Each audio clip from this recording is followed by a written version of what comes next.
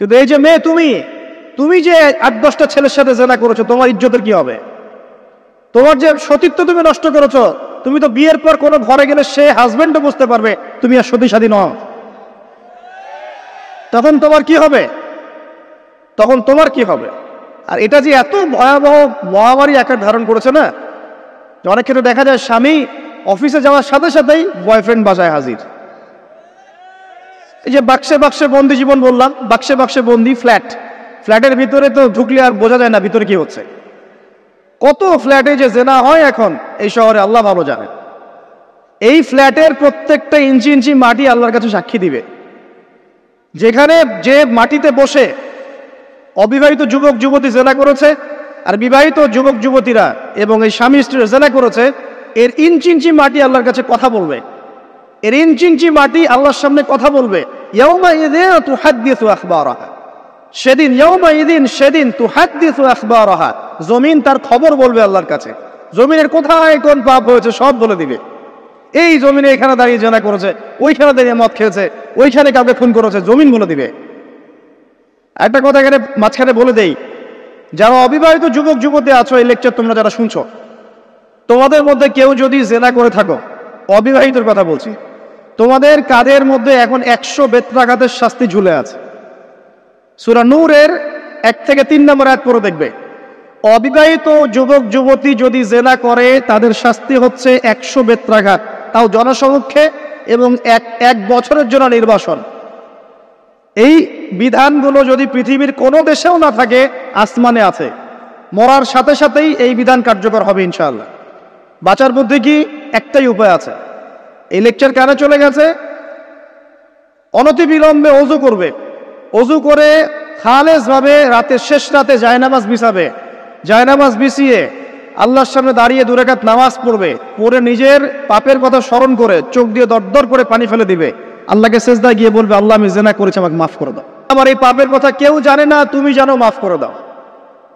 এই মাফ নেওয়ার পরে আবার ওই যার সাথে করেছেন ওর সাথে আবার লিঙ্ক আপ করার চেষ্টা করেন না। আসো আমরা জেনা করেছিলাম, আসো বিয়ে করে নেই, এটা সলিউশন না। জেনা করেছেন, আগে তওবা করে ফিরে আসতে হবে, তারপরে পুরো জীবন ইসলামিক লাইফ লিড করতে হবে। আল্লাহ যদি দেখেন যে হ্যাঁ আপনি ঠিকঠাক তওবা করে আল্লাহর পথে চলছেন, আল্লাহ তখন আপনাকে নেককার স্ত্রী দিবে ইনশাআল্লাহ। এই একমাত্র রাস্তা যুবকদের জন্য এবং যুবতীদের জন্যও। যুবকরা না হলে পার পেয়ে যেতে পারে, কারণ একটা কথা সমাজে প্রচলিত আছে না, যে ছেলে মানুষের ইজ্জত তো সহজে যায় না, গোপন হয়ে গেছে, কেউ জানে না, আল্লাহ মাফ করে দিয়েছেন, সে হয়তো পার পেয়ে গেল। কিন্তু এই যে মেয়ে, তুমি যে 8-10টা ছেলের সাথে জেনা করেছো, তোমার ইজ্জতের কি হবে? তোমার যে সতীত্ব তুমি নষ্ট করেছো, তুমি তো বিয়ের পর কোনো ঘরে গেলে সে হাজবেন্ডও বুঝতে পারবে তুমি আর সতী সাথী নও। তখন তোমার কি হবে? বিবাহিত যারা আছে, এই যে দেবর আর ভাবি, এই যে শালি আর দুলা ভাই, মধুর সম্পর্ক না এগুলা? দাঁড়াও, এগুলো মধুর সম্পর্ক। দেখা যায় সুবহানাল্লাহ, এই যে আমার এখানে ফোন আছে না, আমাদের অফিসিয়াল পেজ আছে, অফিসিয়াল পেজে যত প্রশ্ন আসে দেখি ম্যাক্সিমাম জেনা কেন্দ্রিক, ব্যভিচার কেন্দ্রিক, পরকীয়া কেন্দ্রিক। একজন প্রশ্ন করেছে যে দুলা ভাইয়ের চরিত্র এত খারাপ ছিল, আর ওই মেয়ের বয়স তখন কম ছিল, 13 বছর বয়স। 13 বছর বয়সের মেয়ের দিকে সে চোখ দিয়েছে। যাকে বিয়ে করেছে তার সাথে তো সম্পর্ক আছেই, যাকে বিয়ে করেছে ওর সাথে তো সম্পর্ক আছেই।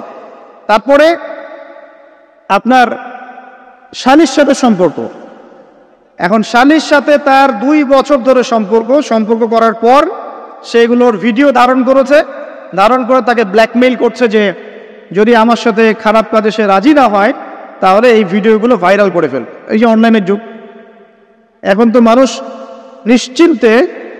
নিশ্চিন্তে মানুষ যে একটা প্রাইভেট লাইফ লিড করবে সেটাও করতে পারে না। প্রাইভেট লাইফের সব কিছু রেকর্ডেড হয়ে যায় এখন, হয় না? তো এটা একটা ফিতনা, মহা ফিতনা। এখন সে রেকর্ড করেছে, এইভাবে ব্ল্যাকমেইল করে এই শালীর সতীত্ব নষ্ট করলো, 1 বছর 2 বছর না, 3 বছর ধরে। এখন এই মেয়ে প্রশ্ন করছে পেজের মধ্যে যে এখন তার মানসিক অবস্থা এতই খারাপ, সে জিজ্ঞাসা করছে আমি যদি আত্মহত্যা করি তাহলে আমার পাপ হবে কিনা। এই মেয়েটা যদি আপনার বোন হতো কি করতে না? আল্লাহ না করুক, এই মেয়ে যদি কারো মেয়ে হতো তাহলে কি করতেন আপনি? আপনার কাছের কেউ হলে আপনি কি করতেন? এখানে ওই শাস্তিটা না বলে সামনে যেতে পারছি না। শোনেন, যারা বিবাহিত ব্যক্তি হওয়ার পরেও পরকীয়া করেছেন, বিবাহ করার পরেও পরকীয়ার পাপে লিপ্ত ছিলেন বা এখনো আছেন, জেনে হোক না জেনে হোক করেছেন, অথবা এটা জেনে করেছেন যেটা একটা খারাপ কাজ তারপরেও করেছেন, রাসূলুল্লাহ সাল্লাল্লাহু আলাইহি ওয়াসাল্লামের হাদিস এবং আল্লাহ পাকের কালাম অনুযায়ী তাদের শাস্তি হচ্ছে কোমর পর্যন্ত মাটিতে পুঁতে ফেলে পাথর নিক্ষেপ করে রজম করে হত্যা করা। ইসলামিক যদি কোনো রাষ্ট্র থাকতো বা এটা যদি হতো, বা এটা যদি ইমামুল মাহদির যুগ হতো বা ওমর রাদিয়াল্লাহু আনহুর যুগ হতো, তাহলে এই শাস্তির বাইরে আপনি চলতে পারতেন না, যদি এটা প্রমাণ হতো। এই শাস্তি যদি দুনিয়াতে কার্যকর নাও হয়, আপনি যদি তওবা না করে মারা যান, তাহলে কিয়ামতের মাঠে এই শাস্তি আপনি ভোগ করবেন। খুব মজা লাগছে পরকীয়া করতে। সকালে একটার সাথে, দুপুরে একটার সাথে, আজকে একজনের সাথে রাত কাটান, কালকে আরেকজনের সাথে রাত কাটান, খুব মজা পাচ্ছেন। রাত্রেবেলা মদ খান আর হোটেলে রাত কাটান, সকালবেলা আবার অফিসে যান। আমাদের শহরের এগুলা কালচার কোত্থেকে আসলো?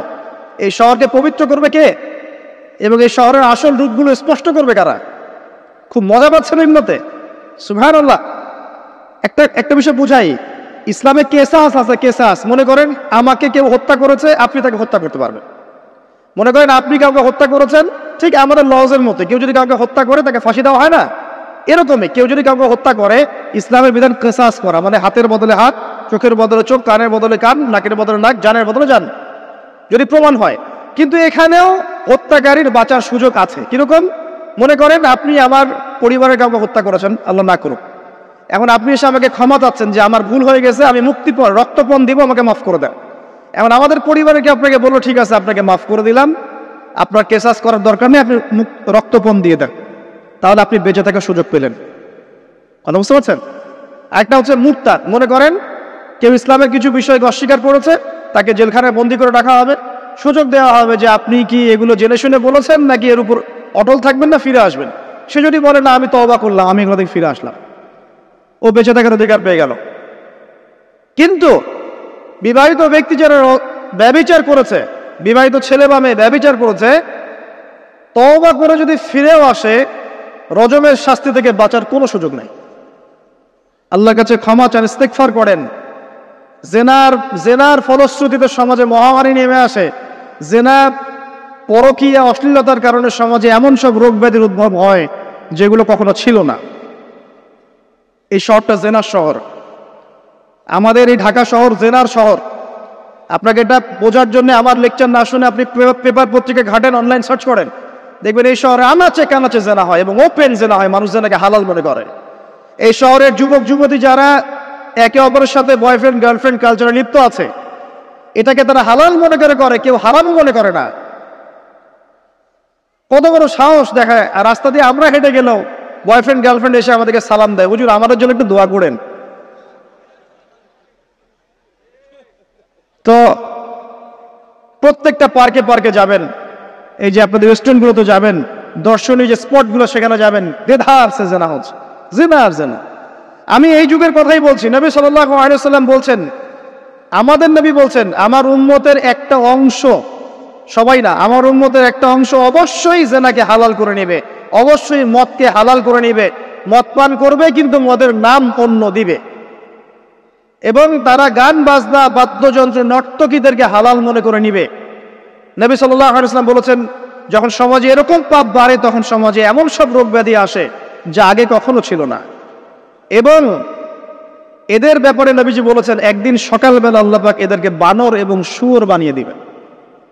কিয়ামতের আগে এই ঘটনাও ঘটবে, বিকৃত হবে, ভূমিধস, ভূমিকম্প, ভূমিধস এবং আকৃতির বিকৃতি, এগুলো আযাব আসবে আল্লাহর পক্ষ থেকে।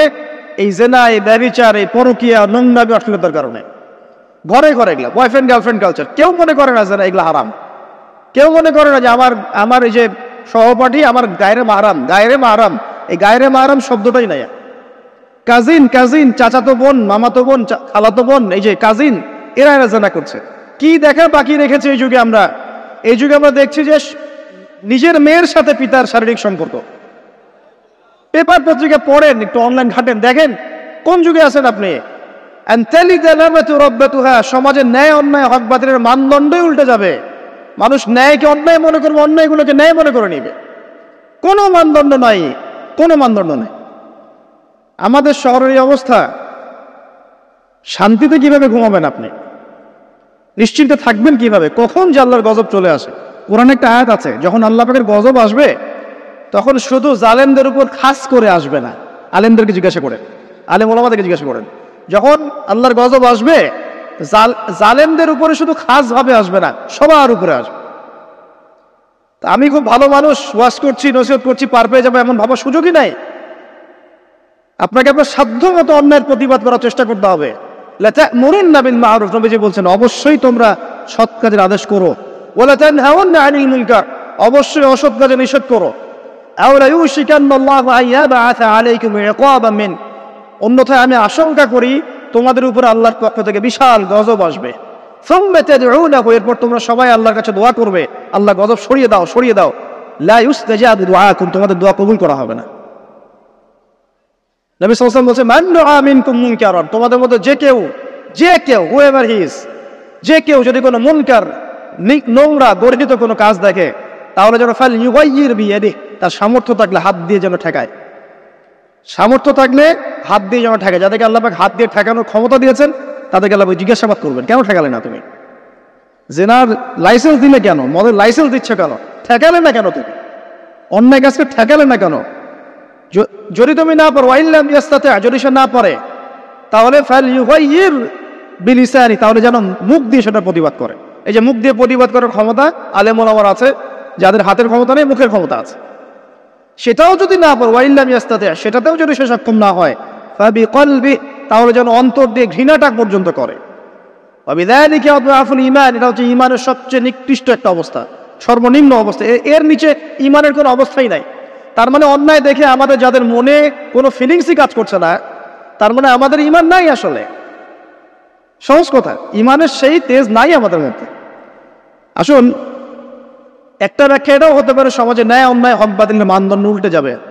একটা জায়গায় যাচ্ছি, তার আগে একটা কথা বলতে ভুলে গিয়েছিলাম। এখন